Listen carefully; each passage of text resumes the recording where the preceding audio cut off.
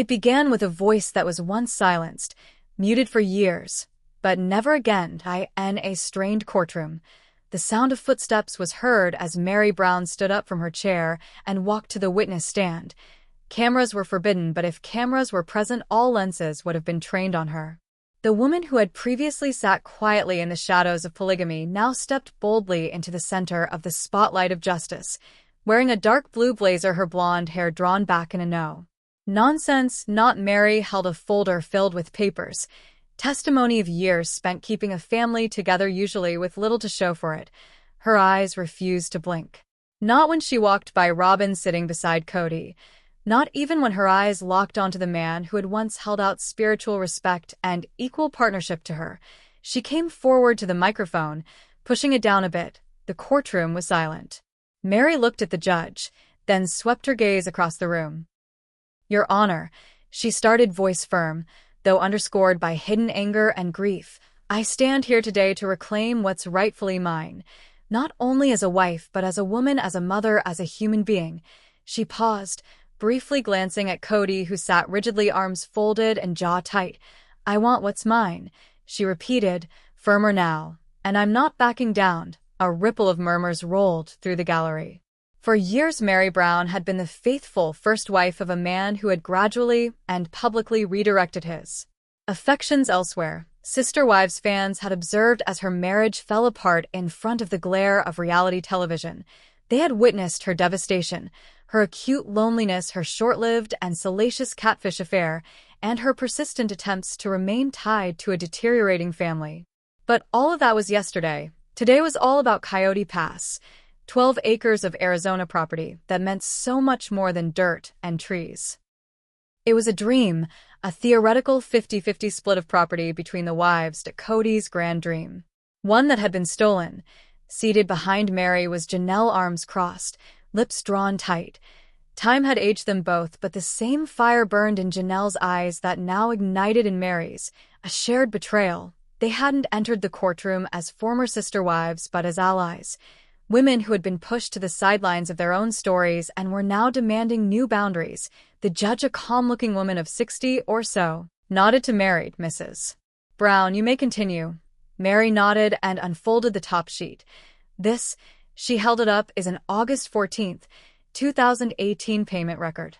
It indicates that my business account made a deposit into the family trust, which was set up to pay for the Coyote Pass property, but my name is not on the deed." She held up another paper. "This is a letter from our real estate broker verifying my stated investment." In a moment of silence. "And this," she went on, voice growing tight, "is a copy of the show contract, signed by all of us wives, stipulating that revenue from production would be put toward our future, constructing homes on that land." Her lawyer nodded slightly from the side. Meri went on, "When Cody and I lawfully divorced in 2014, so he could adopt Robyn's children, I felt that our spiritual equality would remain intact, that our family, although reorganized, would keep the vows we made." She looked straight at Cody. "But that was a lie." Cody's jaw clenched even further. Robyn shifted beside him, looking down. "I spent 30 years in this family. I raised a child. I helped create the very show that made this land even possible. And now I'm being informed, quietly, indirectly, but very purposefully, that I'm not deserving of a single acre." Her hand clenched the edge of the stand. "I surrendered my legal marriage. I surrendered my voice. But I'm not going to keep giving." Behind her, Janelle silently nodded slightly, as if to echo, "Me too." Meri took a deep breath and turned to the judge. "This isn't about property. It's about dignity. It's about keeping your word and not allowing one man to reinterpret our history for his own purposes." The courtroom breathed silently, each eye focused upon her. The judge at last spoke. "Mrs. Brown, are you saying that the Coyote Pass property was always to be divided equally among the 4 wives?" "Yes, Your Honor. That was always the understanding, verbally, emotionally, financially, and in writing." "And when did you discover your name wasn't on the deed?" "Not until late 2023, when Janelle and I started comparing papers." "And what did you do next?" "I challenged Cody. He said he did more work, so he should have more, but that wasn't the deal. We decided to divide the land because we were a family." The judge nodded slowly and made a note. The bailiff came forward with an evidence folder, presenting it to the court clerk. Cody's lawyer stood up suddenly, objecting to the emotional context and maintaining that Meri hadn't contributed financially the same way Kody had. Her contribution, he said calmly, was spiritual rather than financial. Meri backed out of the stand, hardly able to suppress a scoff. Her lawyer, a keen-eyed woman in a tan suit, rose quietly. "With all due respect," she started, "this was a 1U financial household. The TV income, business profits, and joint accounts were all deliberately muddled by Mr. Brown himself. Meri, she claimed, was anything but a spiritual wife. She was an unpaid business partner on a decades-long operation that directly subsidized Coyote Pass." The judge raised an interested brow. Outside the courthouse steps, journalists had started to gather as rumors of what was happening began to seep out. Kody gave Meri a glare, his face inscrutable. She used to gaze at him with respect. Now, she gazed at him as if looking at an enemy, an adversary. She had nothing to lose, and that's precisely what made her so deadly now. Coyote Pass was not land, but a symbol, an idea buried in dust and pine. For years, it was the only thing that kept Meri Brown holding on to hope that possibly, perhaps even probably, she was still part of the family that was starting to come apart. Meri and Janelle sat in the courthouse consultation room, their attorneys discreetly arranging exhibits and papers. Between them was a hand-drawn map of Coyote Pass, for parcels of land in Flagstaff, each originally intended for a single wife. But as Janelle explained, something written on paper does not make one owner. You see, Janelle spoke slowly, pointing to the map, our names aren't on any of this. Not a single square inch. Meri was silent. She already knew. She'd known for months. The betrayal hadn't been delivered in a single blow.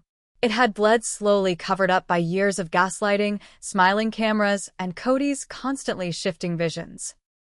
She remembered sitting around the fire pit with the others during those early Flagstaff days, listening to Kody preach his dream. Each of us will have our own section. We'll build 4 homes, close, but with space. This land will be our legacy. Robyn had glowed. Christine looked doubtful. Janelle had questioned utilities. And Meri had clung to those words like breath because back then she was hanging on by a thread. Their legal marriage had already been dissolved so Kody could adopt Robyn's children. But he had promised her, "You'll always be my wife, in every way that matters."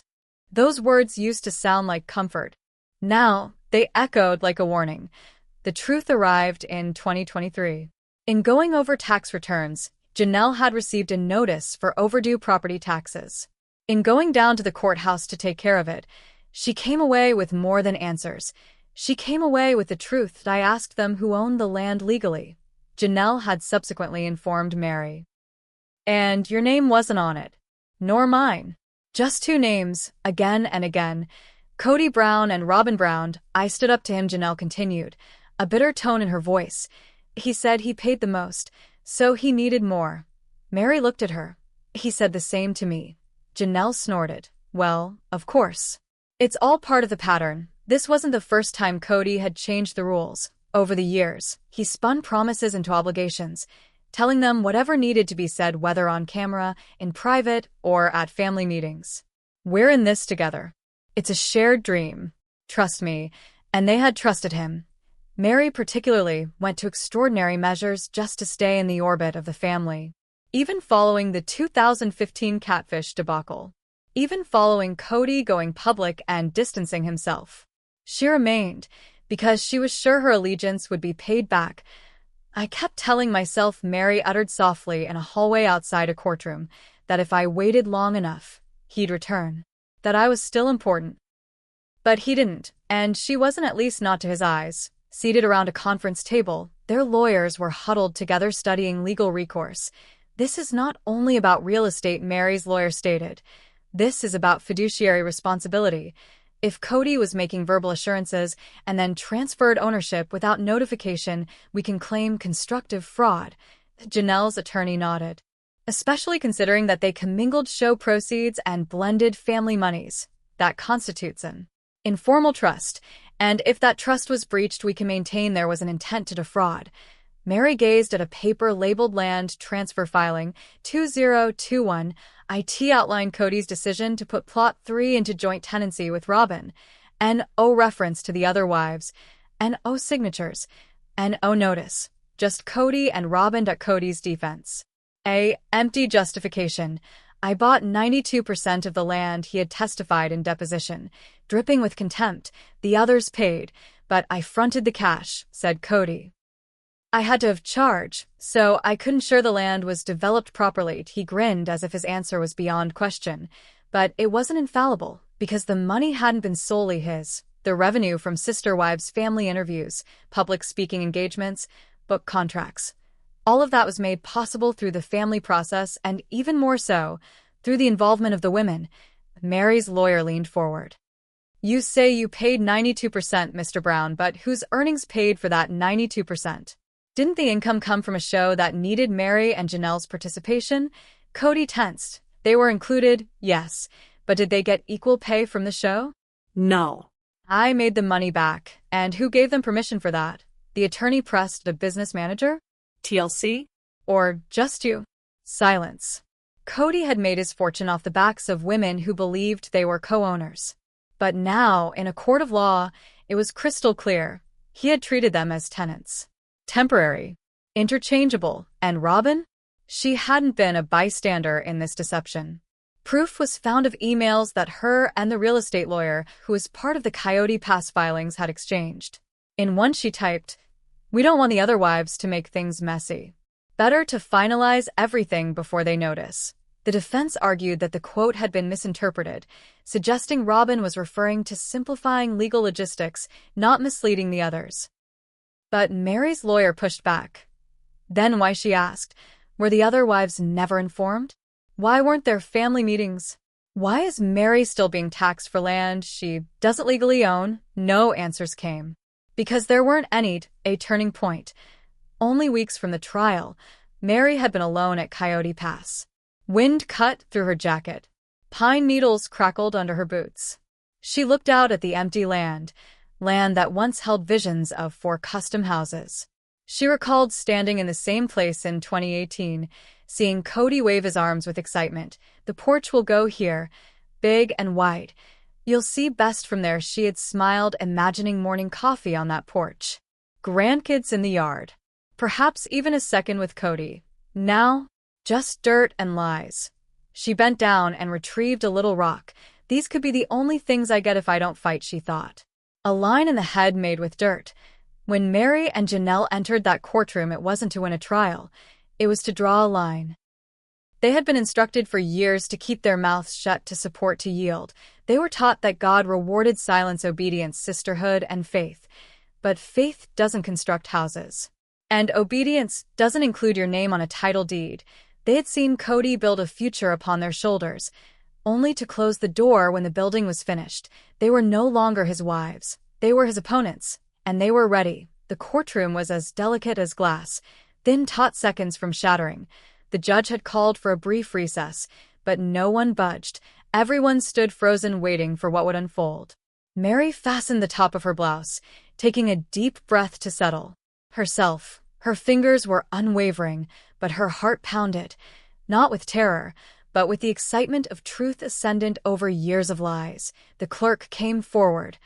"Ms. Brown, please come back into the stand." A silence swept through the courtroom like an onrushing tide.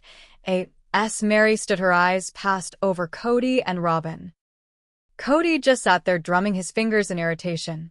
Robyn appeared on edge, talking softly to their attorney, but both of them observed Meri as she moved toward them, burdens of decades they never expected she would carry into court. This was her moment. The opening blowed. Meri's voice shattered the quiet. She began in an even tone. "Your Honor, I waited 30 years in a family in which silence wasn't just promoted. It was policy that I was instructed to wait. T.O. believe. T.O. trust that everything would be all right if I only waited." She paused. "But patience doesn't build houses.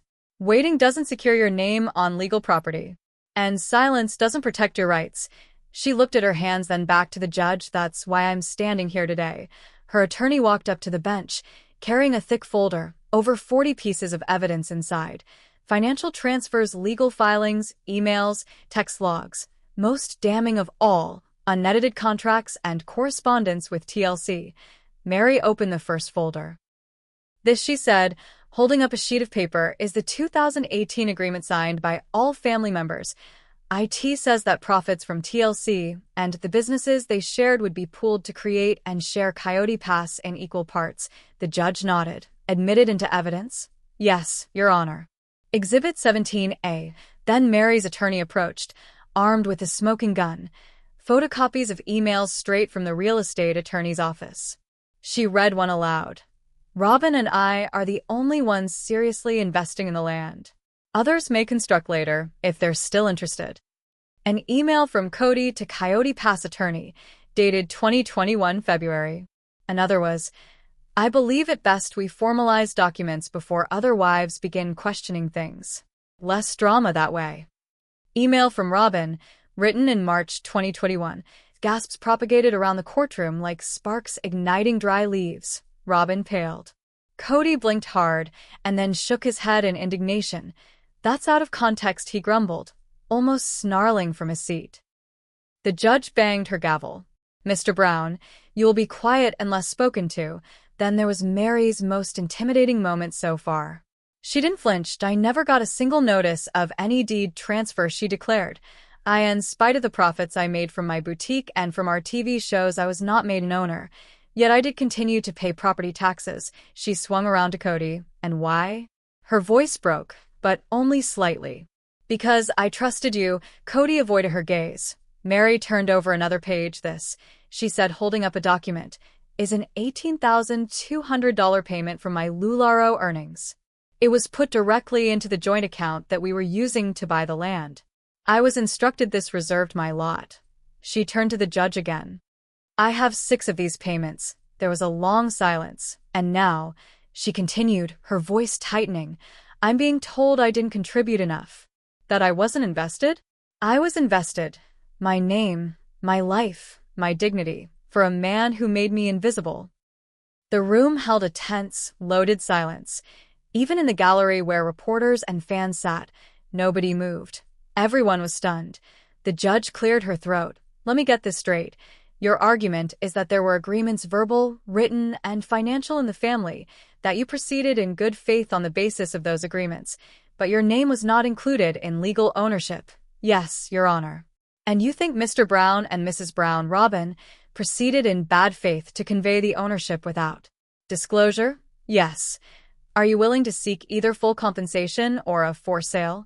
Without hesitation, Meri answered, I'm willing to take back what's mine. Either they purchase me out at full market value, or we split that land the way it was originally promised. Cody sagged a bit in his chair. Then it was Cody's turn to face the stand. He came slowly, unwillingly, each step held taut with resistance. His jaw was set, arms crossed, a man cornered by his own hubris. Did you advise Meri Brown of the transfer of the deed? The judge asked bluntly. No, Cody replied. Why not? I didn't believe she cared anymore. She was cold. I didn't even know if she wanted to construct there. Did she make an investment on the land? The judge insisted. She may have, I don't know. Meri's lawyer rose, standing before him holding a stack of statements. Are these her transfers? Cody looked down. Yes. So, she did make a contribution, but you left her out. I had to act quickly. Cody snapped back. I couldn't hold hands through every detail. Robyn and I were the only ones serious about constructing. The courtroom moved again, mutters rising louder. A reporter wrote with furious intensity in their notebook. The judge looked obviously distressed. Mr. Brown, she asked, did you take money from shared family income and use it to purchase property, which you subsequently had titled in your name and that of your legal wife only? He hesitated. Yes, he acknowledged. That's right. The facade cracked. Right there under oath. With Cody's admission, everything changed. His carefully constructed image, the authoritative, decisive patriarch, collapsed, and in its place stood a figure who abused trust, misdirected shared funds, and disrespected the very women who had helped construct his pedestal. Robyn had her head in her hands, attempting to escape the judge's intense glare. Some unseen TLC video, never filmed footage, was now being edited for use as evidence establishing the chronology of deception. Meri had done something no one expected. She broke the silence. She called out the man who had controlled every corner of her world, and the court listened. Outside the courthouse building, Meri stood by herself on the steps. That night, cameras were waiting. Reporters laid out microphones. Fans hollered words of encouragement. But Meri wasn't there for theatrics. "I did not come here to hurt anyone," she whispered. "I came here to cease being erased." Her voice shook, but she didn't. "For far too long we were silenced and asked to smile. That's over. This is about justice. About honesty. And never letting someone else tell your story for you." Behind her, Janelle stood silently in solidarity, her head bobbing solemnly.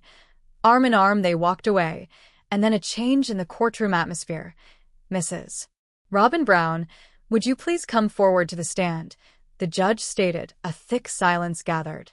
Even the gentle crinkle of paper and squeaking of chairs disappeared, as if the entire room took a breath and declined to let go. Slowly, Robyn stood up. Her heels tapped softly on the gleaming floor. Her customary wide-eyed bravado, the one that fans were so used to seeing from so many family confessionals, was muted. Her eyes were filled with fear. Gone was the neat, tidy TLC version of her. Gone was the smiling, gentle face of the favorite wife. Standing in its place now was a woman acutely conscious that truth was catching up. She hesitated before sitting down, her shaking hands smoothing out the sleeves of her cardigan. A bailiff intervened to administer the oath. "Do you solemnly promise to tell the truth, the whole truth, and nothing but the truth?" "Yes," Robyn whispered, and thus began the first set of questions, which had been so painstakingly planned by Robyn's lawyer, began slowly. "Mrs. Brown, would you tell the court in your own words how you individually interpreted the Coyote Pass land to be split?" She nodded, her voice hushed. "I always thought the land was for all of us. One share apiece. That's what Cody always said." Her voice trembled slightly. "Did you think Meri and Janelle were co-owners?" "At first, yes. But things began to change. People departed.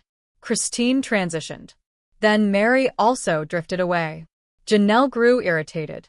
It became like I was the only one still dedicated to the vision." "Were you involved in the paperwork relating to the land deeds?" Robyn paused. "I signed some of the documents, but I left most of the legal stuff to Cody." The attorney nodded. "Oh, you're saying you didn't know the deeds excluded Meri and Janelle?" Robyn's voice lowered even further. "I didn't really know. Not at first." Her response was political, cautious not to lie, but also attempting to sidestep accountability. She was walking a tightrope, hoping to evade guilt as well as perjury. But Meri's attorney wasn't going to let her off that so easily. Cross-examination. "The cracks start, Mrs. Brown." Meri's attorney started as she stood. "You say you trusted Cody with legal affairs. But weren't you as co-owner named on at least 3 of the Coyote Pass parcels?" "Yes," Robyn said, "but I did not know the others were being left out." "You didn't think to ask?" "No, even though you knew the original scheme was a 4-way division of land. I just assumed they didn't want it anymore." "So instead of confirming that, you signed these documents that put the land only in your name and Cody's." Robyn's eyes blinked furiously. "I was obeying orders." Those words hung thick in the room like heavy fog. "Were you also the one who sent this email to the property attorney?" asked the lawyer, holding a document. She read from it. "We don't want the other wives to make it complicated. Better we do it all before they even get wind of it." Robyn stood immobilized. Gasps rang out along the gallery. Her face went pale. "I wasn't saying that," she whispered. "I was saying emotionally complicated. I was merely trying to avoid conflict." The attorney persisted. "Mrs. Brown, you and your husband arranged a land transfer that left out 2 women who financed and influenced the entire land acquisition." "I didn't know," Robyn said, her voice barely above a whisper. "But you signed it." "I trusted him," Robyn blurts out louder than she means to, her voice now tense with fear. Robyn breaks. "I trusted him," she said again, her voice breaking. "I never intended to hurt anyone. I thought we were all." Her words stuck in her throat. Her face contorted in pain. She dissolved. "I didn't ask for this," she wailed, weeping, her hand quivering over her mouth. Her shoulders shaking wildly, the judge leaned forward. "Mrs. Brown, take a moment. We can call a recess." "No," Robyn gasped. "I want to say it." The room dropped into deathly silence. "For years, I've been accused of everything," she stated, her voice on the verge of unsteadiness. "The fans despise me. The other wives despise me. I simply attempted to defend what was left of this family. I didn't ask to be the lawful wife." She went on, her eyes fixed on Meri's. "I didn't ask to be favored. I'm sorry. I am sorry. I never meant for you to feel displaced." Meri didn't even blink. She didn't weep. She sat in silence, calm, observing the woman who had quietly taken from her now break down under the burden of her own shame. Robyn turned to the judge again. "I signed things I didn't read. I didn't ask questions. I just trusted him."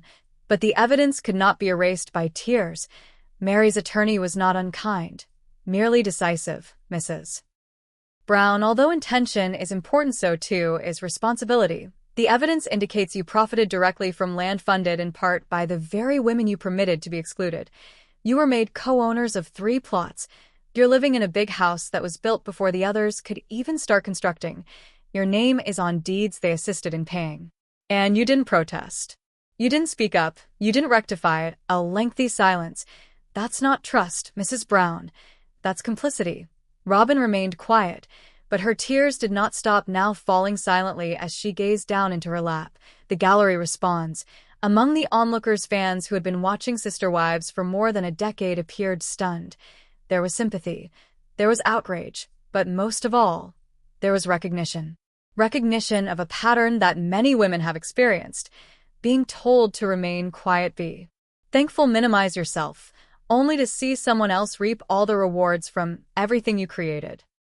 This wasn't Meri versus Robyn anymore. This was about truth, about a system that rewards silence and cronyism, and whether that system would ever be held accountable. The judge's stern rebuke. Robyn exited the witness stand. The judge spoke to her in a strong tone. "Mrs.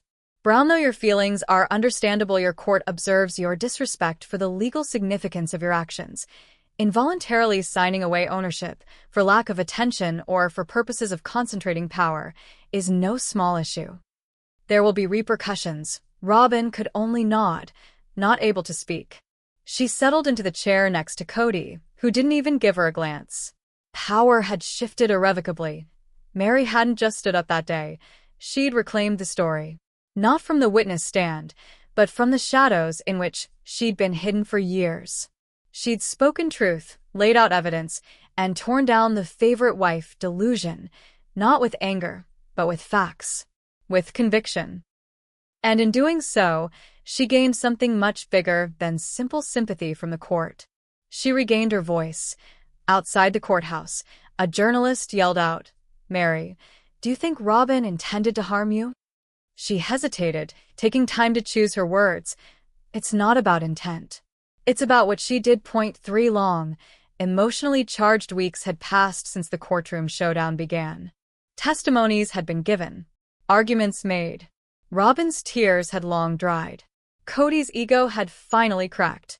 And through it all, Meri's quiet strength had left its mark on every soul in that room. Now, the moment had come. The verdict. The judge returned to the courtroom. Silence descended like a pall. Meri sat rigid, calm, unmoved. Next to her, Janelle did not move, a silent fighter. Across from them, Robyn held a crumpled tissue. Cody hunched forward, eyes narrowed. He still thought he'd prevail. He always did. The judge adjusted her glasses and read.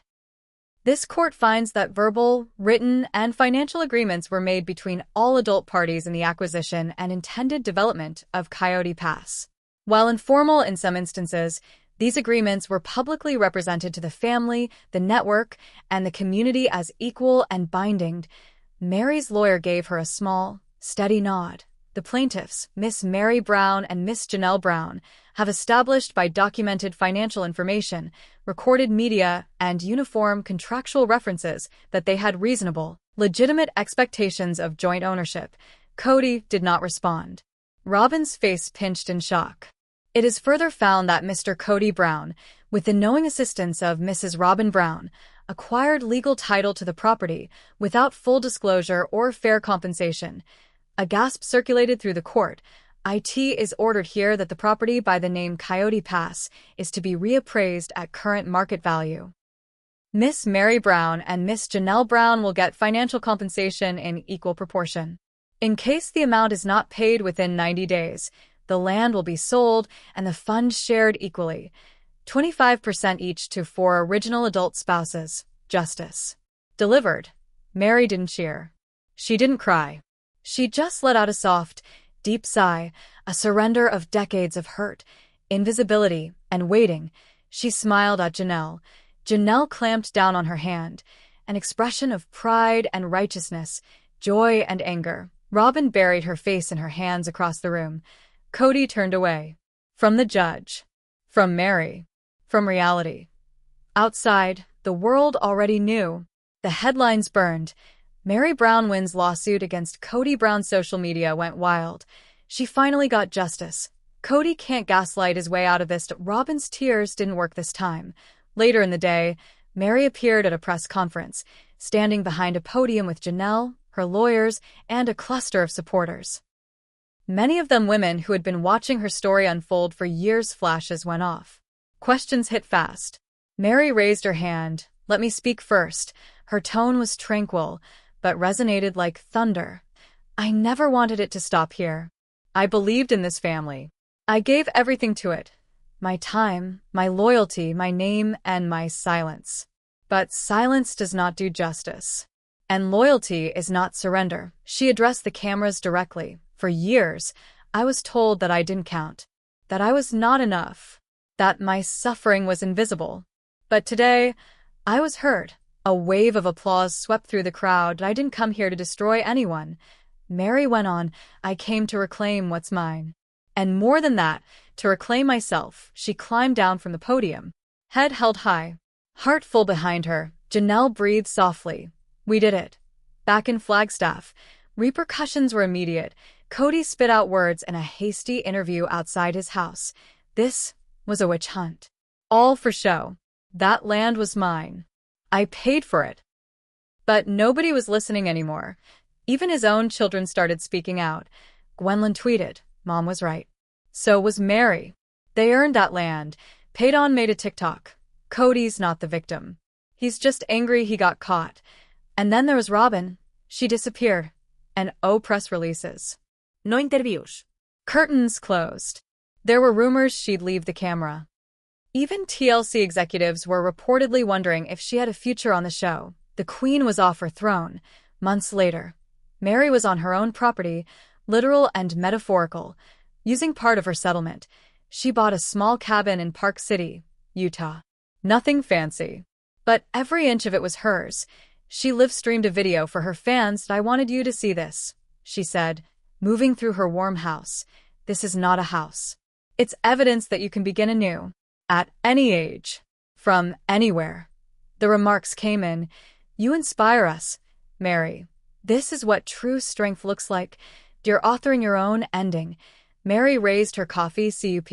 "It said, I matter." Last thoughts. The courtroom awarded Meri her land. But the fight was never really about property. The IT was about identity. Dignity. Truth. For years, she'd been painted as desperate, needy, weak. But the truth? She was loyal to a fault. And loyalty, when abused, becomes a prison. That lawsuit broke the bars of that prison. It exposed the harsh reality. That Cody's so-called leadership was never love. It was control. That Robyn's tears weren't always innocent, and that Meri's silence had never meant weakness. It meant she was waiting for the right moment. And when it did arrive, she didn't talk. She bellowed.